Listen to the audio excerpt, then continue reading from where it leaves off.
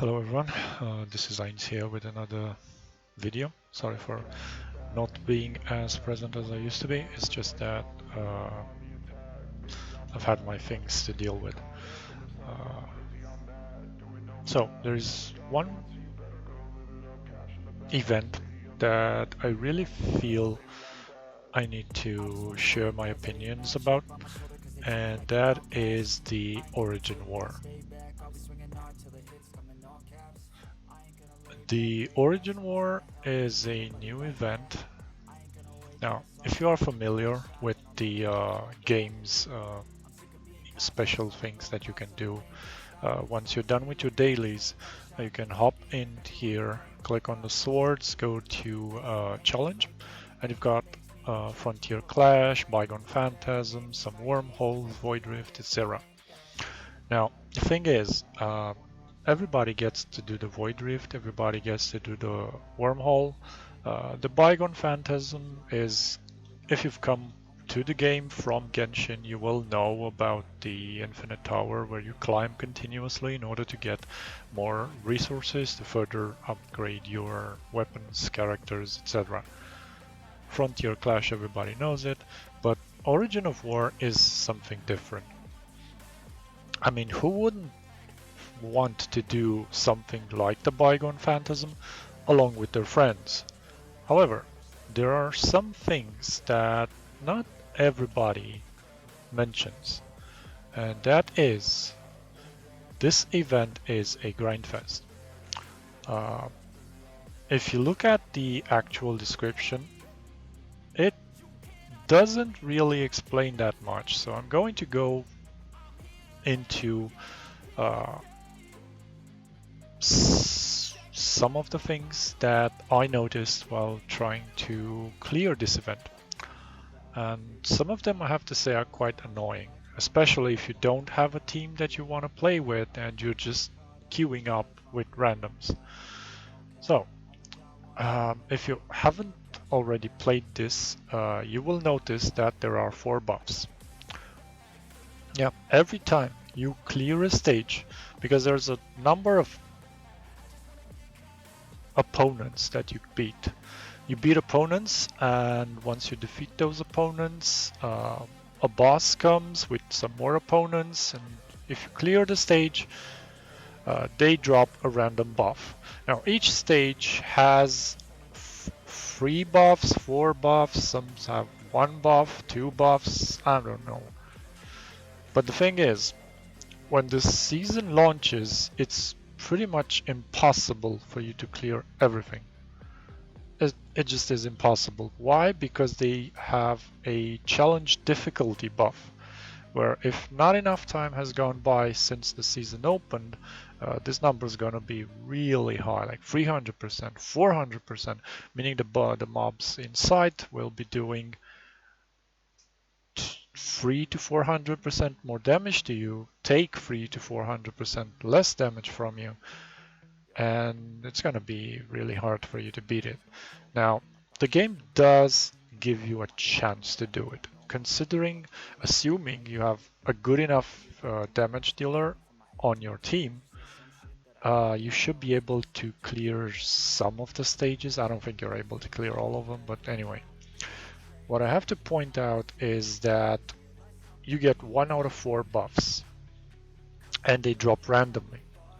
Now, as you can see, I mostly have 1 buff for pretty much every of the fights, but for some of them I managed to drop more. Why? Because I repeated the stage. I wasn't aware of this mechanic. Initially, I thought that you fight the boss and the buffs that show up, because there are some buffs that actually do show up while you are inside. No, let's not match, let's just jump in. So when you join up the fight, there's some buffs that are going to show up on the right side. I was initially under the impression, because this isn't specifically explained, that the buffs that the bosses have, where the hell is it? Here. No. I was actually under the impression that the buffs you see are the buffs that are already applied to the boss. But no, it would appear that you need to equip the right buffs for the stage you're fighting. Now, there is an annoying thing that I really want to point out, meaning if you are trying to clear this, you need to settle with one uh, element, team, or whatever. Why? Because you cannot change your trait once you are inside. Say for example, I want to use this team, which I'm using with Samir's trait. Samir's trait is universal, she works with pretty much any team. That would work. However, if I want to swap into an ice team, I can swap the weapons, I can swap the matrices, but I cannot swap my trait into Frigg's, which would grant me that immunity and extra frost damage. So pay attention what team you are actually uh, jumping in with and trait, because if you got the wrong trait you will need to actually exit to change that trait, and I'm pretty sure unless you have a preset team made up of friends, they're not going to wait up for you. So that's one thing. Now another thing that I need to point out is that you can have up to 6 buffs. The buffs drop randomly from the stages you clear. And say for example I'm playing fire, yeah, because my main DPS is fire. If you take a look at the buffs I have available, I don't really have a fire buff because it never dropped. So this means that if you're playing fire, you need to keep farming the stages where the fire buff drops in order to get the buffs that you need, because later down the fights you will not have the buffs you need, so you won't be able to clear the game, and it's a timed event, also a DPS check, so it's not easy. Now, considering all of this, as you can probably already tell, I am not a high I don't pay a lot of money to play this game. I'm mostly free to play. I did some purchases to get Annabella, and because I purchased some stuff to get Annabella, I managed to get her early and got her to 3 stars, but that's pretty much the biggest expense I've done for the game. So if you look at my damage, it's not that big. Taking everything into consideration, I am not that good as a DPS, meaning you will need other people to be doing the damage for you.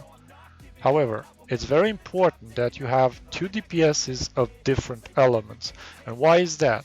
If you look at the buffs that some of these stages actually drop, some of the buffs have combinations with a different element. The 2 elements that you most definitely want for DPSs are Frost and Volt. Why Volt? Why Frost? Because Frost can freeze your opponents, and Volt can take advantage of that. So if you go to the stages, you will see that there are some stages like this where you get a special effect if you play Volt and hit a Frost opponent. I don't know where that buff was. It was somewhere around here, I swear to God.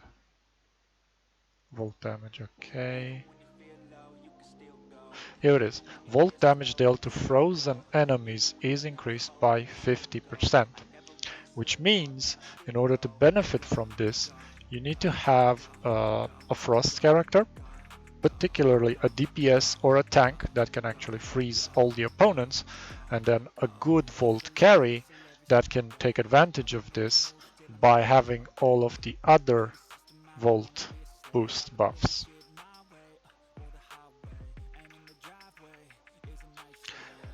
And this is where it gets interesting, because you need to make a team that is a DPS that has Frost, a DPS that has Vault, a support, because if you don't have a support you will never clear the higher stages, and a tank.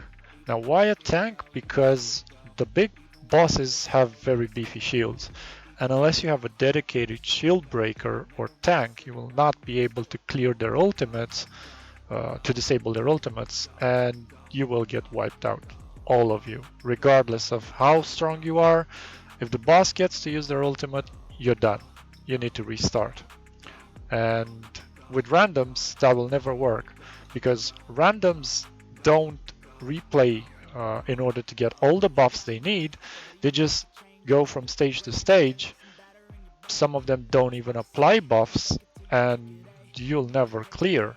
Like, I've had a team in the past with some randoms that tried to clear the 10th stage. They were pretty strong. If you look at the numbers they were doing, they were pretty strong. But then I looked at what they were using, and they were not really using any buffs, or if they were using the buffs, they were not using the buffs for their elements, which in turn led to us losing the fights.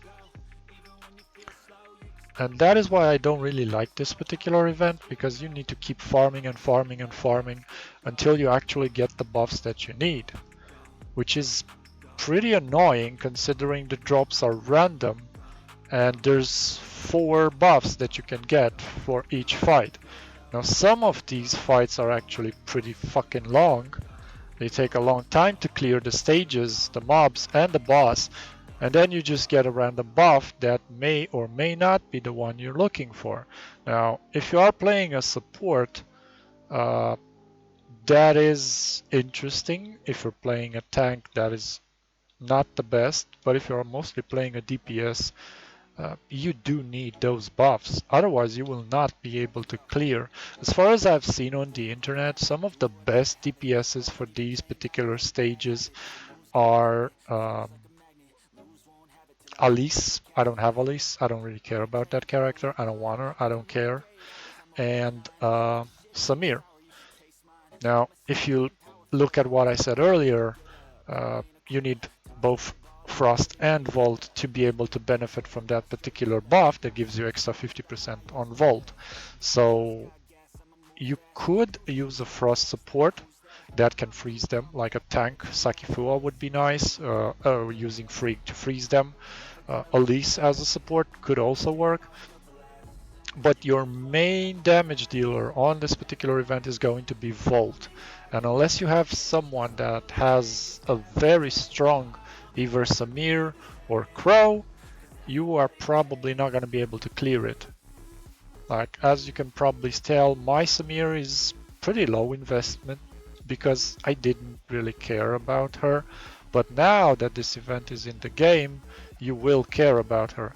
Another thing that I'm not really fond of is that they do not let you swap the relics once you jump in. So if you want to buff your team or protect your team, you need to make sure that you select a proper relic set before you go through the portal. And as you can see, I can't tell which relic set I have because they don't show it to you. They only show it to you when you're in the fight, and when you're in the fight you already cannot swap the relic set any longer. So yeah, they need to fix that. It's not that good. And that's kind of my thoughts on this new event. It's cool if you have a proper team and if you have a patient team that is willing to farm every stage until everybody gets the buff they need, which most will not do. So yeah, those are all my thoughts on this new event. I hope this maybe helps somebody clear the stages, because I haven't been able to clear most of them. And maybe the devs also see the video and realize that some of the things that they've implemented here are just not cool. Like, it would have been so much easier to deal with if they would just let you pick one of those 4 buffs. Say for example I'm playing a tank Well, I want to pick the buff for the tank. I'm playing a support, I want to pick the buff for the support. That would allow each player to get the buff they need, thus allowing for progression a lot faster. But forcing your DPS to do the same stage 10 times in a row, only to get the support or the tank buff, which doesn't really do anything for them, is not good. You could at least give the buff based on the resonance that the character is using. It's like for DPS, you can give them 1 out of 2 DPS buffs. For Benediction, you can give them the Benediction buff, and for a Fortitude, you can just give them a Fortitude. That would also not be very good because there are quite a few characters that have good synergies and stuff, and they are good at breaking shields without using those resonances. So yeah, that would not really work, but it would be a lot better than it is now. Thanks for watching, and have a great day.